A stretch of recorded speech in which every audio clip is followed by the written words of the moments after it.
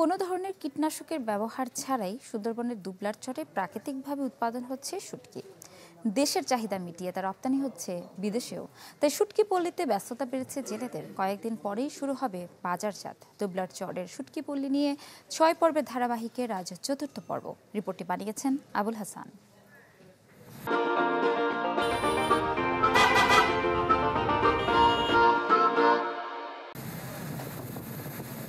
মোংলা থেকে নদীপথে দুবলার চরের দূরত্ব প্রায় 90 কিলোমিটার, যার একদিকে সুন্দরবন আর একদিকে সমুদ্র।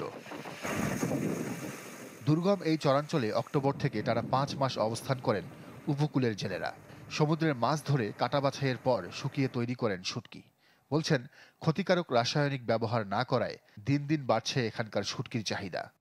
গাঙে যাবে জাল নিয়ে ট্রলারে, যাই অমনি জাল ফেলাবে, ফেলায় বাটির সময় ফেলাবে, জোয়ারের সময় ঘাটে চলে আসবে, মাছ নিয়ে এসে অমনি সুন্দর করে নেটে চালনে সুন্দর করে মেলাই দিয়ে ওইটা শুটকি করা হয়। এটা একদম প্রাকৃতিকভাবে বাতাসে শুকানো হয়। এই জায়গায় আপনার কোনো ধরনের কোনো ওষুধের ব্যবহার করা হয় না।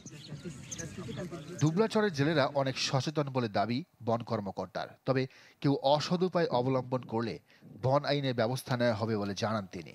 আমরা চাইবো যে কোনোভাবেই যেন কীটনাশক না দেয়া হয়। আমরা সেভাবেই সকলকে অবহিত করছি। আমরা যদি এরকম কিছু পাই যে জেলেরা কীটনাশক ব্যবহার করছে, আমরা তাদের বিরুদ্ধে ব্যবস্থা নেব। বঙ্গোপসাগর থেকে রূপচাঁদা, ছুরি, চিংড়ি সহ অন্তত 100 প্রজাতির মাছ ধরেন জেলেরা, যা থেকে প্রতি বছর উৎপাদন হয় প্রায় 5 থেকে 6 হাজার টন শুটকি। Desk report, channel 24।